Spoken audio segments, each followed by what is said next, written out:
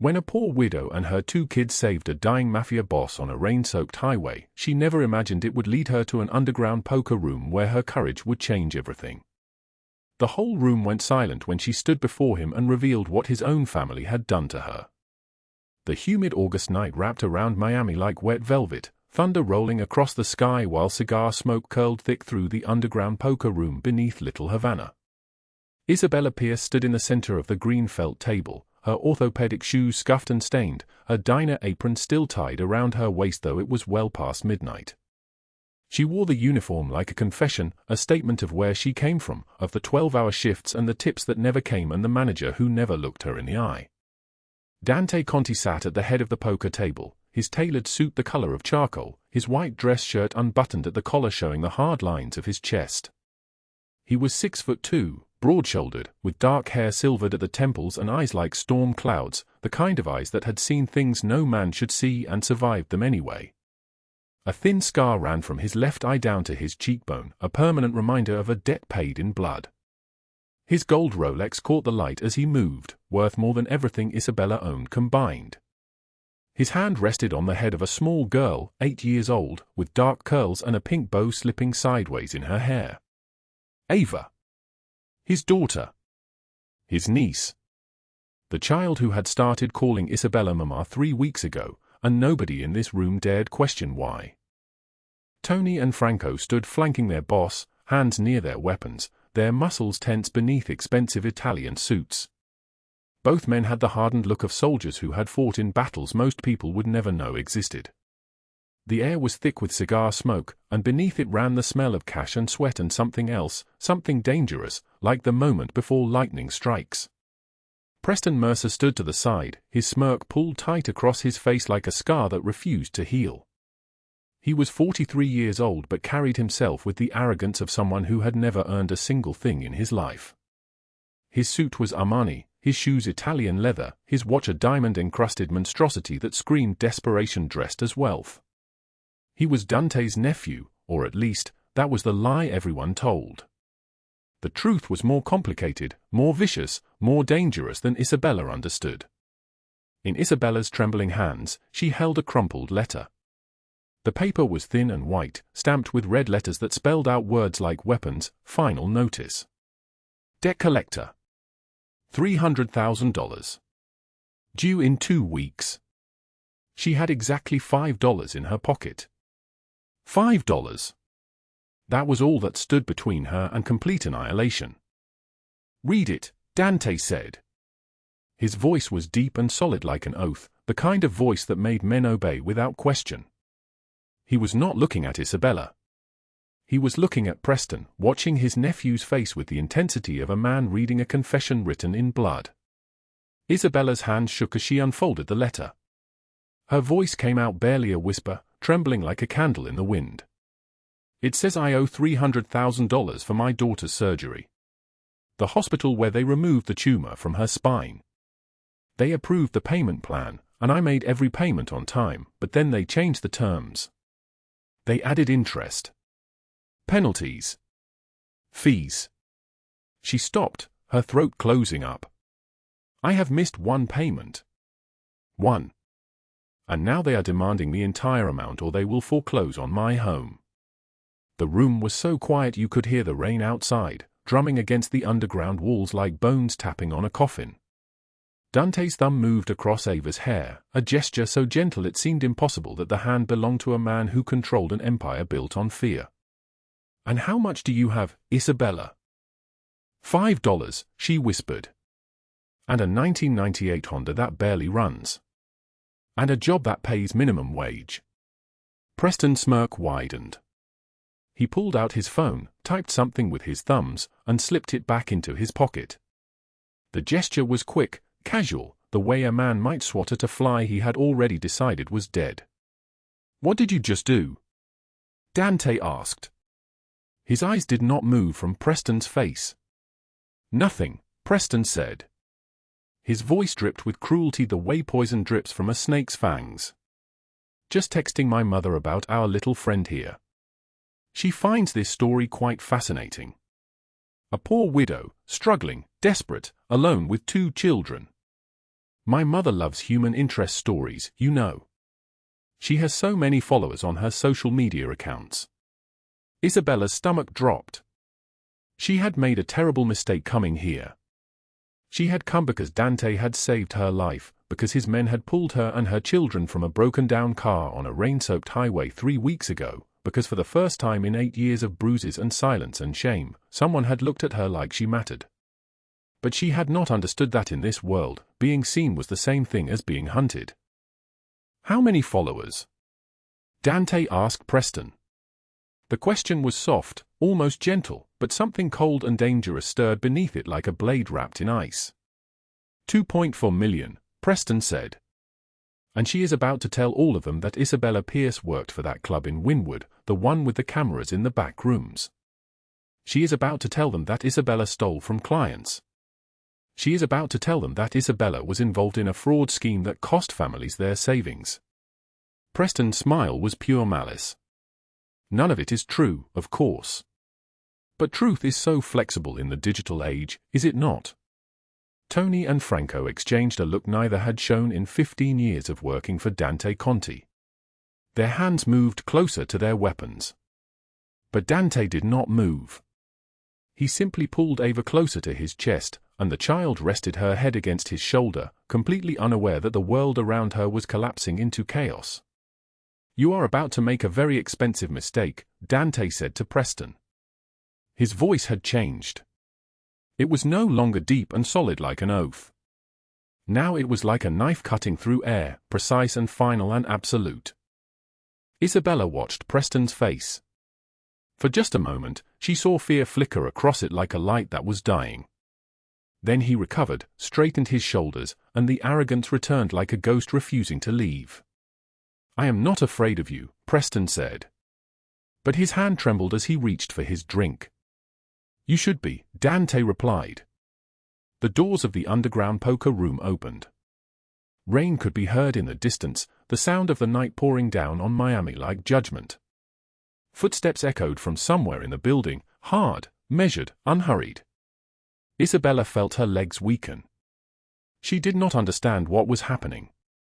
She did not know that this moment, this conversation, this single act of Preston's cruelty, had just set events in motion that would reshape the entire underworld of Miami. She did not know that Evelyn Blackwell was at that very second uploading the first post, carefully crafted lies about Isabella Pierce that would spread like a virus through the city's wealthiest circles. She did not know that in exactly 4 hours, her face would be on every gossip site in Miami with stories designed to destroy everything she had worked so desperately to build. All she knew was that she was standing in a room full of dangerous men, holding a debt notice for $300,000, with $5 in her pocket and nowhere left to run. "What happens now?" Isabella asked. Her voice was barely audible above the sound of the rain. Dante set Ava down gently on a leather chair, gave her a tablet loaded with cartoons, and stood up to his full height. He was 6'2", but in that moment, he seemed taller. He seemed to fill the entire room with his presence like a storm that was finally breaking over the city.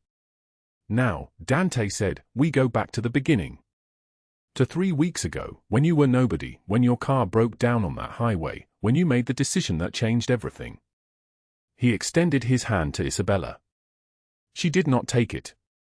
"Not yet. Before we continue, drop a like if this story hits you.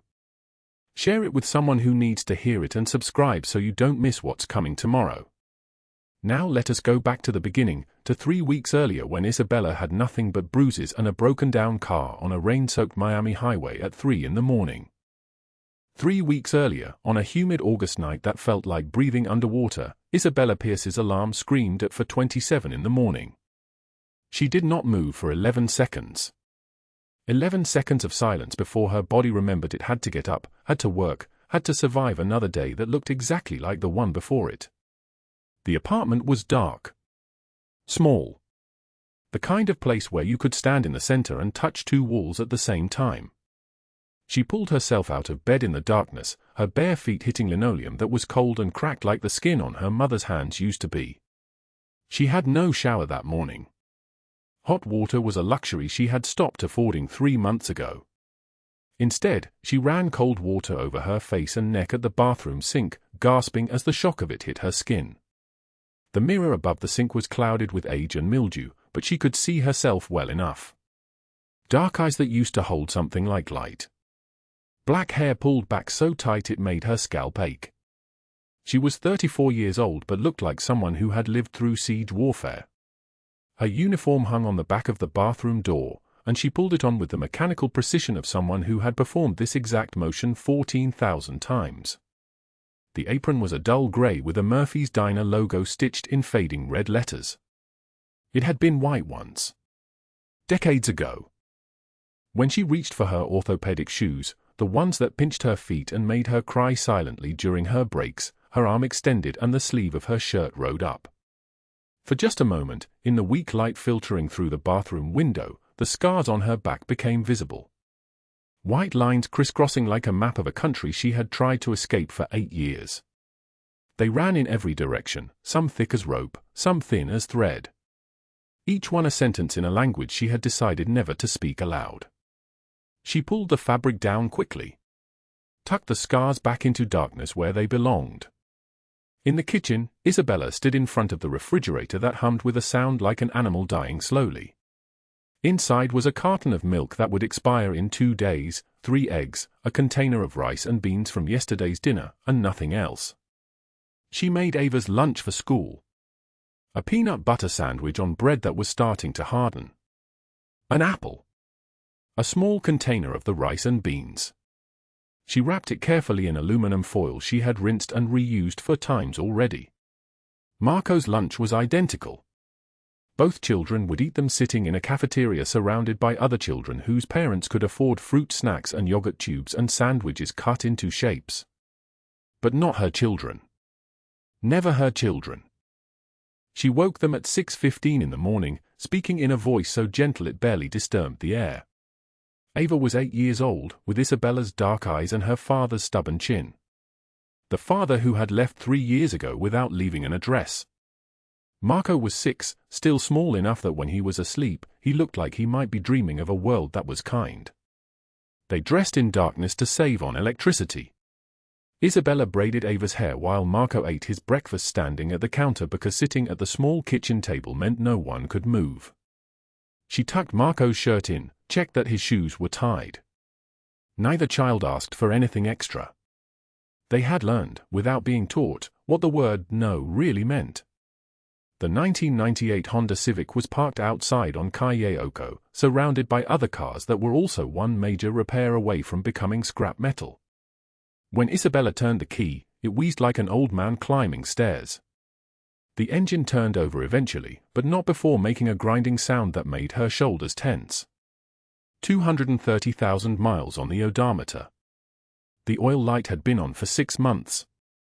The check engine light for longer than that. She had learned to ignore both. Acknowledging them would mean finding money to fix them, and there was no money. There was only the $17.43 in her checking account. Only the $5 in cash folded into her apron pocket. She dropped Ava at school first. Her daughter stood in line with the other children, looking small against the chain-link fence.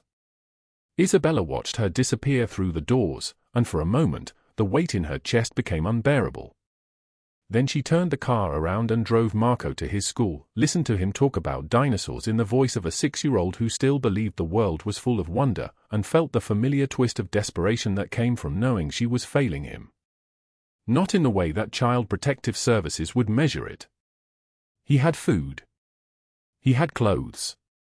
He had a mother who loved him so much it made her bones ache. But he did not have what other children had. He would never have it. Murphy's Diner on Calle Oco had been there for 23 years. The same burgundy vinyl booths. The same photographs of Miami in the 1980s on the walls, showing a city that looked glorious and untouched. The kitchen was perpetually hot, perpetually smelling of grease that had been recycled so many times it had developed a burnt, acrid quality that never quite left your hair or your clothes. Isabella clocked in at 9:02 a.m.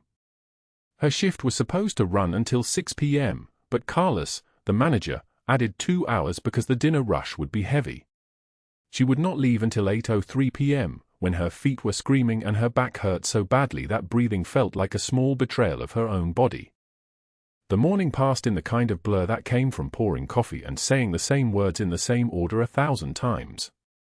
A regular named Tom came in at 10:30, sat in booth 5 like he did every Wednesday, ordered the same eggs over easy with wheat toast. He left her $1 on a $15 check. An old woman came in at 11:15, ordered hot water with lemon because she had no money, and Isabella brought it without charging her. Carlos did not yell at her for giving away the hot water. He just watched from behind the counter with eyes that understood what poverty looked like because he lived it too. By 2 p.m., Isabella's feet were swelling inside her shoes. She could feel them pressing against the sides like they were trying to escape. During her break, she sat in the back room on a plastic milk crate and counted her tips from the morning. $7.65. She had been working there for 4 years. In 4 years, the average tip was $2 per table. People who came to Murphy's Diner were the kind of people who counted their money carefully. They understood the mathematics of survival.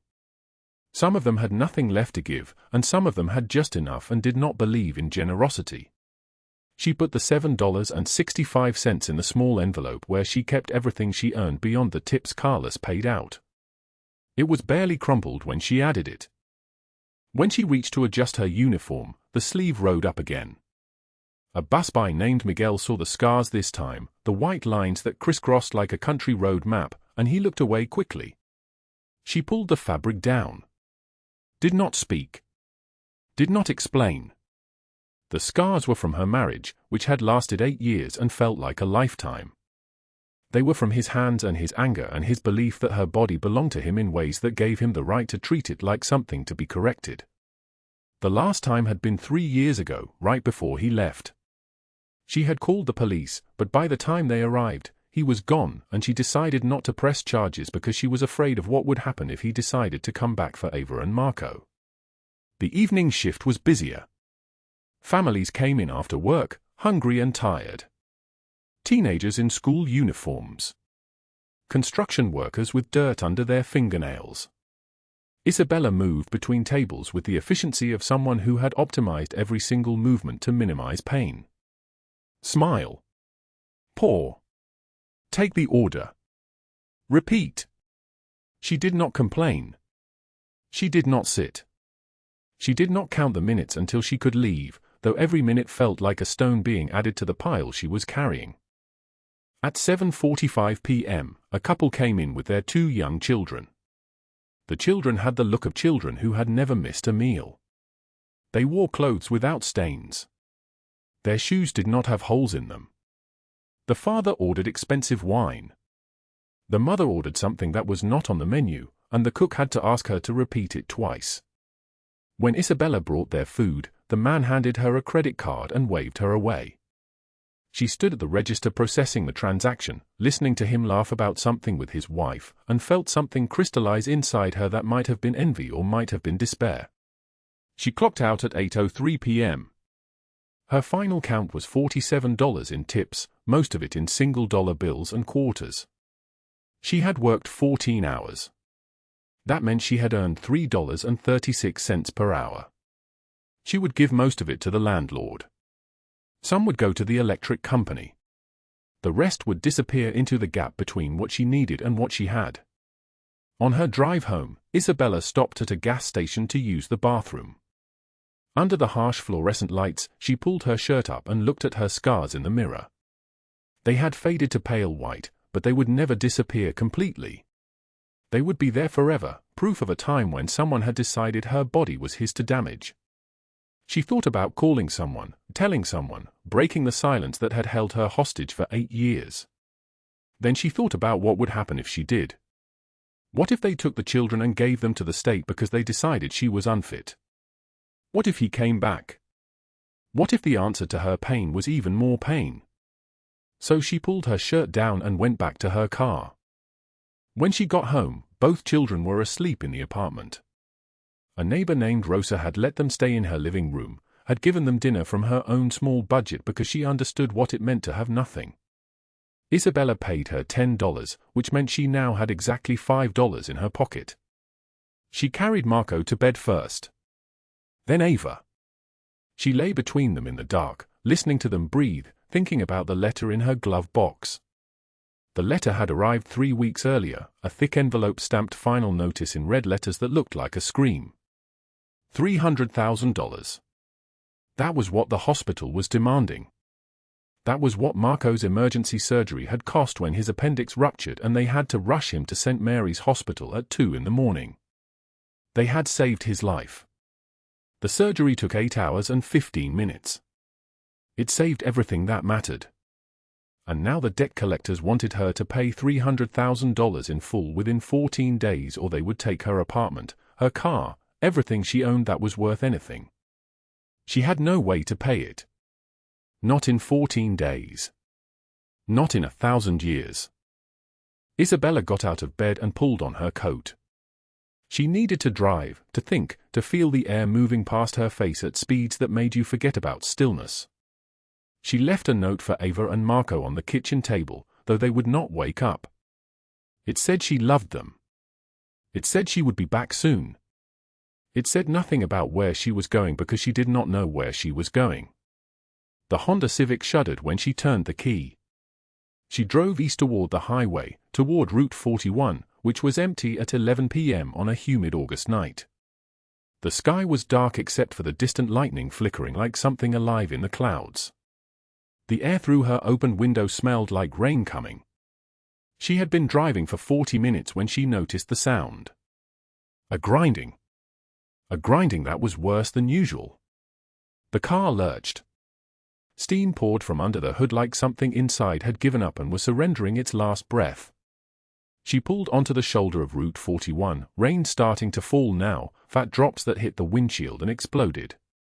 She sat there with her hands on the steering wheel, breathing in the smell of hot engine and rust and failure. $5 in her pocket. A car that would not start. 2 children sleeping in an apartment in a city where she had no family, no friends, no one to call. The rain was getting heavier, drumming on the roof like fingers tapping Morse code. A message in a language only the desperate could understand. And that was when the headlights appeared through the rain. The rain hammered against the windshield like someone demanding entry. Isabella Pierce sat frozen behind the steering wheel of her dying Honda Civic, hands trembling, watching the storm through glass that had not been cleaned in weeks. Steam poured from under the hood in thick, defeated clouds. The engine had finally surrendered. Her 8-year-old daughter Marco slept in the back seat, his head tilted against the window. In the far back, her 5-year-old daughter Ava breathed the shallow sleep of exhaustion. Route 41 stretched empty in both directions, just wet asphalt disappearing into darkness and lightning that flickered like something alive in the clouds. Isabella's fingers found the pocket of her diner uniform. $5. That was all. $5 between her and nothing. The debt collector's letter sat on the passenger seat, already wrinkled from being read 100 times. Final notice. $300,000 in medical debt from Ava's pneumonia, the surgery, the hospital stay that came when Isabella had no insurance because waitressing paid too little to afford insurance. 14 days. She had 14 days to produce $300,000 or lose the apartment. 14 days to move mountains with bare hands and a broken car. She had been driving for nearly an hour when the grinding started. A sound like metal teeth chewing themselves to pieces. The car lurched hard. Steam exploded from under the hood, billowing white and thick across the headlights. She coasted onto the shoulder, heart already racing, already calculating how she would call a tow truck she could not afford, how she would explain this to Marco and Ava, how she would survive the next 2 weeks with no job and no car. The rain intensified. Fat drops exploded against the windshield one after another, a relentless percussion that matched her heartbeat. She gripped the steering wheel and tried to breathe. She had survived worse. She had survived her ex-husband. She had survived leaving him with nothing but 2 children and $340 in cash hidden in a sock. She had survived working double shifts at Murphy's Diner, eating the leftovers nobody wanted, skipping meals so her children could eat. She would survive this too. That was when the headlights appeared. First one pair, cutting through the rain from the north. Then another. Then 3 more. 5 vehicles total, all moving in formation, all black, all with windows tinted so dark you could not see inside.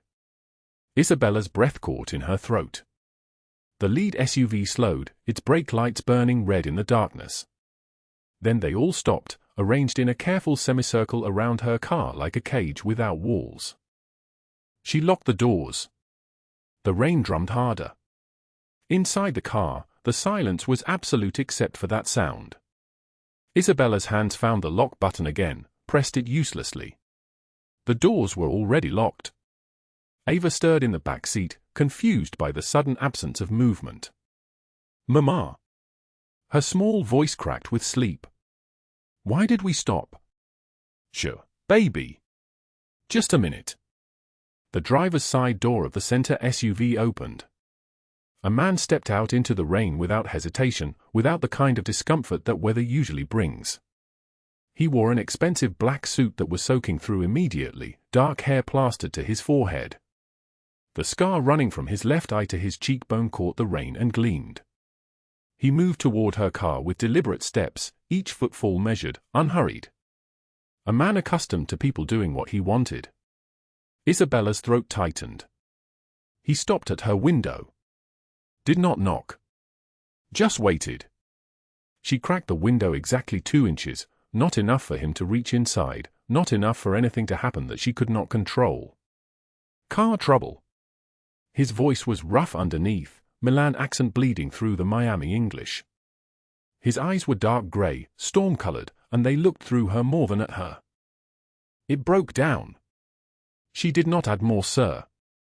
I called for a tow truck." He studied her for 3 long seconds. "You did not call anything. Your phone is on your lap. Dead battery." She had not realized. Stupidly, she had not realized. She said nothing. His name was Dante Conti. She would learn that later. Right now he was just a stranger in an expensive suit who had stopped with 4 other men in identical black vehicles on an empty highway at 11 o'clock at night while she sat helpless with her children in a car that would not start. "Everything okay out there, boss?" A voice from one of the other vehicles. Male. Worried. Dante raised one hand. "Wait. Stay." That was when the back door of his SUV flew open. A man fell out onto the wet pavement, collapsed hard onto his hands and knees, and that was when Isabella saw the blood. Pouring. Seeping between his fingers where he clutched his side, staining the rain pink, spreading across the asphalt like something living. Her body moved before her mind caught up. She threw open her car door, left Dante standing in the rain, and ran to the bleeding man. His face was gray. His breathing came in short, desperate gasps. "Gut wound." She recognized the signs because she had worked at Murphy's Diner long enough to know what violence looked like when it walked through the door at 3 in the morning. "Call 911. She yelled it at Dante, not asked. "Now." She tore at her apron, ripped strips of fabric, and pressed them against the wound. The blood soaked through immediately. She pressed harder, using both hands, using her whole body weight to apply pressure the way she had learned from a paramedic who came in for coffee after shifts. "Keep the pressure steady. Do not let up. Do not panic. Stay with me," she said to the bleeding man. His name was Leo. He was Dante's cousin. He had been shot 20 minutes ago in a place he should not have been, by people who wanted something he would not give them. "You are going to be fine. I am right here. Just stay with me." The rain continued. Dante's men stood frozen, watching this woman in a stained apron and orthopedic shoes take command of the situation with steady hands and a voice that did not break. In that moment, something shifted in Dante Conti's chest, something cold and dangerous that had been locked away for 3 years stirred to life. He had not seen bravery like this in a long time. Not since before his brother's betrayal, before he learned that survival meant trusting no one. 9 minutes passed. Then the sirens wailed through the rain, distant then close, and the paramedics ran toward them with equipment and urgency. A paramedic pressed Isabella aside gently, assessed Leo's wound, looked at the strips of apron pressed with practiced pressure. "You saved his life," the paramedic said quietly. "Another 3 minutes and he would have bled out." Isabella stood there shaking, covered in blood that was not her own, realizing what she had just done. She had acted without thinking about the $5 in her pocket or the debt notice on her car seat or the 2 children sleeping in the back of a Honda Civic that had finally given up. Dante stepped toward her. "Get in the car. I will have yours towed and fixed." She shook her head. "I do not take charity." He looked at her then, really looked, and saw the exhaustion carved into the lines under her eyes, the fear she was trying to hide, the strength that had no right existing in someone so worn. He said quietly, "It is not charity. It is a debt." She got in the back of the black SUV because she had no other choice. She got in because Marco and Ava were alone and terrified. She got in because the rain was still falling and Route 41 was still empty and there was nowhere else to go. As they pulled back onto the highway, Isabella did not notice Dante watching her in the mirror. She did not see the expression on his face, something like recognition, like seeing a ghost of someone brave he once knew. She did not know that in saving a man she had never met, she had just set in motion events that would tear apart everything she had carefully held together. The morning sun cut through the hotel window like a blade of judgment. Isabella Pierce sat motionless on the edge of a bathtub in a room that smelled of mildew and desperation, staring at her borrowed phone. 473 notifications. 473. The Miami Insider headline screamed from her screen in letters that felt like an accusation. "Gold digger in the penthouse, who is Isabella Pierce and what does she really want from Miami's most dangerous man?" Her face. Her actual face, photographed at the grocery store, at the bus stop, at the moment she thought no one was watching. Her children's names, their school, their schedules. Everything exposed. Everything weaponized. The article quote appeared again and again, always attributed to an anonymous source close to the Blackwell family. She targeted him deliberately. Women like her always do. Watch how quickly she disappears once she realizes he will not give her what she came for. Evelyn. It had to be Evelyn. Isabella's hands shook as she scrolled. The Miami Herald had picked it up. Local news was calling for comment. The comment section beneath the photos were a river of cruelty. Home wrecker. Con artist. Desperate single mother playing victim. Her phone buzzed. A call from Rosa, the owner of the diner where Isabella had worked for 4 years, where she had eaten the day-old pie from the trash and scrubbed grease from the counters at midnight shifts. "Isabella, I am so sorry. I have to let you go. My customers are upset. The owner says we cannot have this kind of publicity." I tried to fight him, but Rosa's voice cracked. "I am so sorry." The line went dead. Isabella did not cry. Her tears had abandoned her somewhere on Route 41 in the rain, bleeding out along with Leo's blood from the knife wound she had stopped with nothing but her own hands and an apron and a prayer that moved her faster than fear ever could. She had no tears left.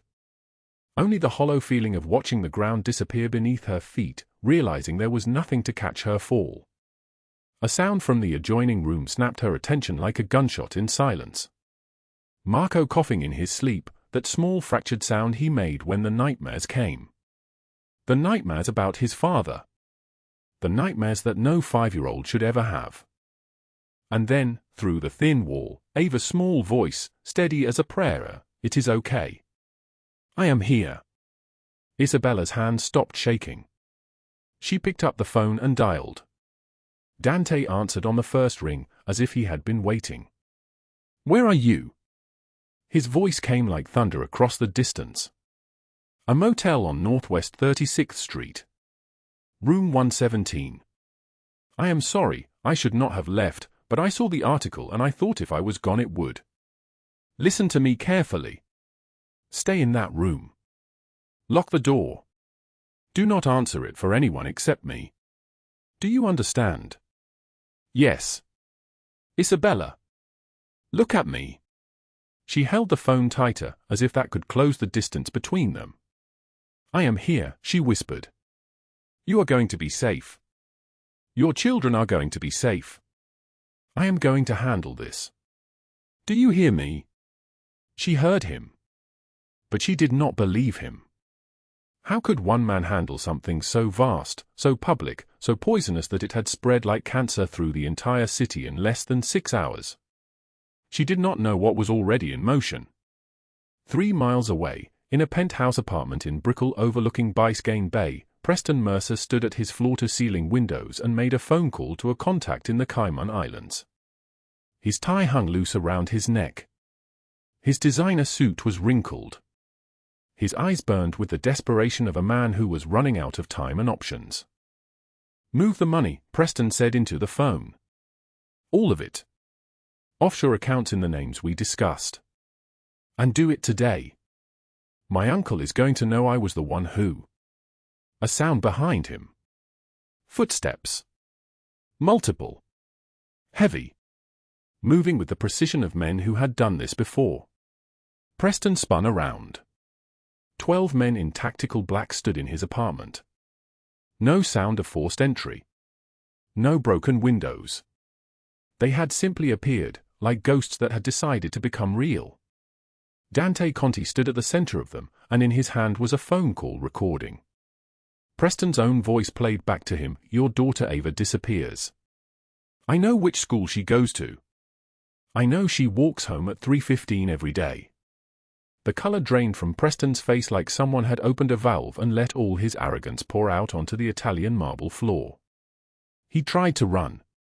Franco blocked the door without moving, just stood there like a wall that had learned to breathe. Preston turned back to his uncle and dropped to his knees. The trembling started in his hands and spread through his entire body until he was shaking like an animal in a cage that suddenly understood the door had been locked the entire time. "Uncle, please, I was just trying to help the family, I was just." "You threatened a child." Dante's voice was so quiet that Preston had to lean forward to hear it. This was worse than screaming. This was the sound of a man whose mercy had been calculated and found wanting. Tony and Franco exchanged a look neither had seen pass between them in 15 years of service. In 15 years they had watched Dante forgive theft, betrayal, even murder. But threats against a child. This was different. This was the boundary where mercy ended and something else entirely began. Dante stepped forward. Death is too quick. Too easy. Too merciful for what you planned. He snapped his fingers once. 2 men entered, and Preston understood in that moment that the black vans existed for people like him. That some disappearances were not mysteries. That the world was full of places where men could be unmade, erased from existence not through violence but through systematic removal. Preston screamed as they dragged him toward the elevator. His screams echoed through the hallway, down the stairwell, into the night. By the next morning, rumors would begin to circulate in certain circles that Preston Mercer had been handed over to the Marchetti family, a rival organization whose boss, Dom Marchetti, had once been publicly humiliated by Evelyn Blackwell at a charity event 3 years prior. Dom had a long memory and longer reach. Preston Mercer would never be seen in Miami again. Meanwhile, in a mansion in Coral Gables, Evelyn Blackwell slept the sleep of the vindicated. She had won. The girl was exposed. The girl was destroyed. The girl would soon be gone, and Dante would remember that alliances were built on family loyalty, not on the eyes of some broken waitress. She did not hear the sound of engines outside. She did not hear the federal agents preparing their warrants. She did not hear the beginning of her own ending. Dawn came gray and heavy with the weight of consequence. Evelyn stood in her foyer in a silk robe that cost more than Isabella's monthly rent, face cream still white across her cheekbones, as FBI agents in windbreakers moved through her home with the casual authority of people executing a warrant for wire fraud, tax evasion, and racketeering. The charges came from evidence that Dante had provided: photographs, documents, wire transfers, all of it meticulously organized. He had made one phone call to a federal prosecutor who owed him a favor. That was all it took. Evelyn's hand shook as the agents placed handcuffs around her wrists. Outside, news cameras waited like vultures. Her neighbors watched from behind closed curtains. The same society women who had lunched with her, confided in her, built their reputations around knowing her, did not come to their windows. They simply waited to see which way the wind would blow before deciding whether to remember her at all. The prosecutors moved swiftly. 40 years minimum sentence. Her foundation's accounts frozen, over $7 million seized. Her name stripped from the hospital wing she had donated to. Her photograph removed from the museum gallery that bore her name. The charity she had patronized quietly returned her donations, eager to distance themselves from the stench of federal prosecution. The same gossip sites that had run Isabella's photograph with the headline "Home Wrecker" now ran Evelyn's mugshot with "Charity Fraud, Society Matriarch Arrested in Major Federal Investigation." The internet is a fickle judge. It simply changes its verdict depending on the day and the direction of the news cycle. By afternoon, Isabella received a call from a lawyer. Dante's lawyer. The charges against her were being addressed. The article was being removed. The gossip sites were being contacted with cease and desist letters for defamation. Her name would be cleared. She asked only one question: what happens to Preston? The lawyer paused. He is no longer a concern, Ms. Pierce. You will not hear from him again. Isabella understood what that meant. She understood and decided not to ask for clarification. That night, Dante came to the motel room himself. He did not bring guards. He came alone, which meant something had shifted, some border had been crossed, some calculation had been made. Isabella opened the door and found him standing in the hallway in an open white shirt and dark slacks, water still wet in his dark hair from the rain that had begun to fall again across Miami. "It is over," he said. She looked at him, really looked at him, and saw a man who had moved mountains with a single phone call, who had orchestrated the destruction of two people with the same cold precision that other men ordered coffee. "Why did you do that?" she asked. He stepped inside the room and closed the door. The sound of rain filled the silence between them. Because someone had to. Because the people who hurt you believed you were nobody, and that belief needed correcting. Because when I saw you standing on that highway with blood on your hands and the strength of a warrior in your eyes, I recognized something I thought I had lost forever. What did you recognize? He moved closer.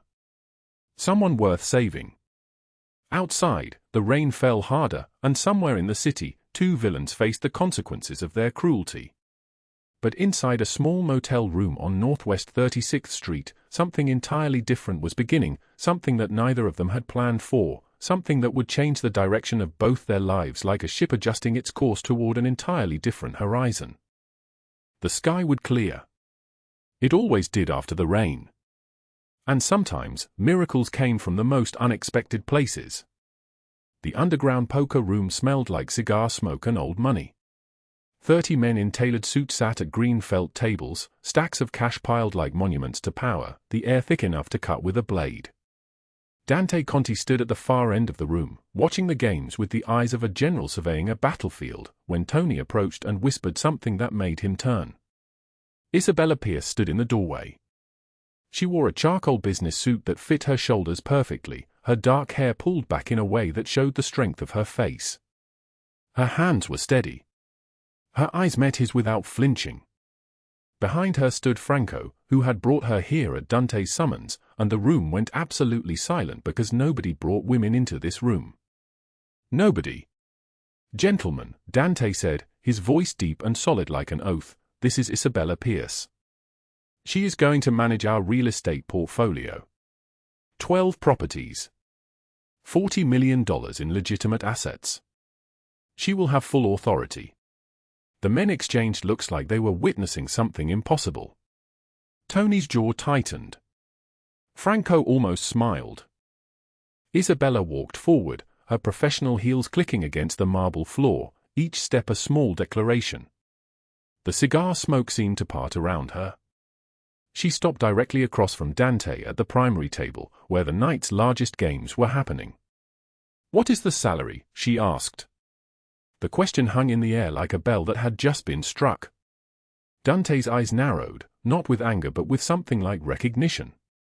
He had expected negotiation, expected hesitation, expected her to accept whatever he offered with gratitude. 180,000 annually, he said. Health insurance. Bonuses tied to portfolio performance. Isabella did not blink. 120,000. Full health insurance for my children. Dental. Vision. Education fund of $5,000 per year for each of them. Franco actually laughed. Tony whispered to him, "She just negotiated down?" "Who does that?" Dante moved around the table, and the room held its breath. He stood directly in front of her now, this man who had built an empire through fear and precision, who had destroyed enemies with a single phone call, and he looked at her like he was seeing something he had lost long ago. "Done," he said. The breath released from 30 lungs simultaneously. Men began murmuring, placing bets on whether this was real, whether the boss had actually just accepted a counteroffer, whether the woman who had appeared from nowhere 3 weeks ago had somehow reached inside his chest and changed something fundamental. Little Ava Conti pushed through the crowd toward Isabella, her small hand reaching out. She was 6 years old, with her father's dark eyes and a courage that nobody had taught her. "Now you can be my mama for real," Ava said, loud enough for everyone to hear. Isabella's breath caught. Her eyes filled with tears she had not expected. She knelt down, and Ava wrapped her small arms around Isabella's neck, and the room watched as a mafia boss's daughter claimed a woman who had arrived as a stranger and become everything. Dante reached down, touched Isabella's shoulder gently. She looked up at him, and in that look was the entire story of 3 weeks, the motel room, the rain, the confession, the choice to trust someone with a broken past. That evening, the long dining table in Dante's house held something it had never held before, children's laughter. Isabella sat at one end, Dante at the other, and between them sat Ava Conti, Ava Pierce who was 8 now and still learning that safety was real, and Marco Pierce who was 7 and had started to believe in futures again.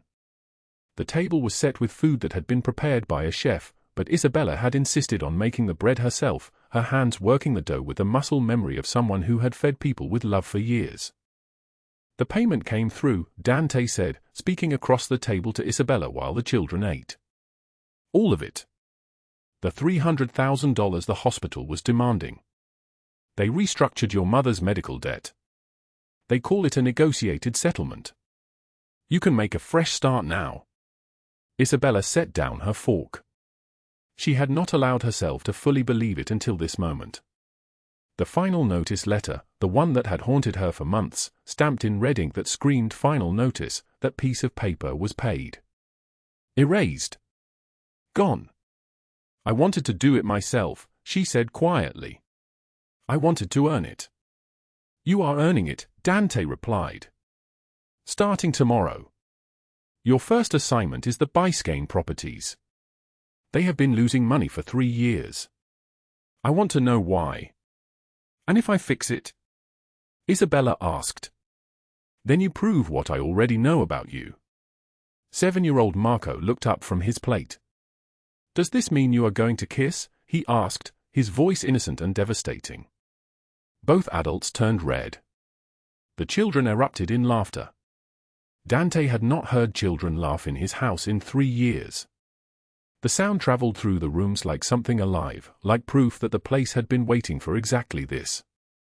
Later, after the children were asleep, Dante and Isabella stood on the balcony overlooking the city. The November air was cool and clean, the humidity of August finally gone, replaced by something that felt like possibility. His arm went around her waist without him deciding to do it. Her head rested on his shoulder without her thinking about it. I have not trusted anyone since my brother, Dante said. The words came slow, measured, like each one was something precious that had to be protected. Not in 10 years. Not once. But I trust you. Isabella turned to face him. Her scars were still there, running in every direction like a map of ancient suffering, but she no longer hid them. The therapist she saw twice a week, paid for by insurance she had negotiated with her own hands, had helped her understand that scars meant you had survived. "I have not let anyone close to me since the night I stopped fighting," she said. "But I feel safe with you. That is not a small thing." He kissed her then, in the cool November air, with the city lights spreading out below them like proof that beauty existed even in darkness. 6 months later, Isabella walked into a property acquisition meeting in a tailored suit that cost more than her entire monthly salary used to be. The developers saw her arriving and stood to greet her because she was no longer invisible. She was no longer the woman counting pennies and hiding bruises. She was the woman who had restructured 12 properties, increased their value by $8 million, and built a real estate portfolio that would secure her children's futures. Her children sat in private school classrooms now, their uniforms pressed, their backpacks filled with books, their futures unfolding with possibility. Ava Pierce no longer flinched when someone came through the door. Marco no longer woke up screaming from nightmares about money, about hunger, about the uncertainty of survival. And little Ava Conti, who had once been a lonely child in a house full of dangerous men, now had a mother who braided her hair before school and read her stories at night and loved her with the ferocity of someone who understood exactly what it meant to be unwanted and claimed anyway. The morning Isabella discovered she was pregnant, she sat on the edge of the bathroom counter and cried for 20 minutes straight. Dante found her there and understood immediately. He knelt in front of her, this man who commanded empires, and pressed his forehead against hers. "A child of ours," he said. "Our daughter or our son will know what it means to be loved from the first moment they take breath." On the balcony at sunset, with their 3 children playing in the garden below them, Dante and Isabella stood together watching their future unfold. The sky had cleared completely now. The storms of August were gone. The debt was paid. The villains were imprisoned. The scars had stopped defining her. "You saved more than my cousin's life that night on the highway," Dante said quietly. "You saved mine too," Isabella replied. "You saw a woman covered in blood and believed she was worth something. Most people would have kept driving." The humid Miami night wrapped around them like a blanket. Thunder rumbled in the distance, but it was the kind of thunder that comes after the rain has already fallen, the kind that promises more water but no longer threatens destruction. Sometimes the people society discards are the ones with the most strength. Sometimes the person you save ends up saving you. Sometimes family is not blood but choice, not inheritance but decision. And sometimes miracles come from the most unexpected places, on rain-soaked highways, in underground poker rooms, on balconies overlooking cities that shine with possibility. If this story moved you, hit that like button and share it with someone who needs to hear that their worth is not defined by their past or their scars. Subscribe because tomorrow we have another story that will remind you that justice, love, and second chances are real. Drop a comment telling us, have you ever helped a stranger and had it change your life? We read every single one. After the rain, the sky clears. And sometimes miracles come from the most unexpected places. Thank you for staying with us until the very end. We wish you good health, a joyful life, and days filled with peace and happiness. We will see you again in the next video. Goodbye.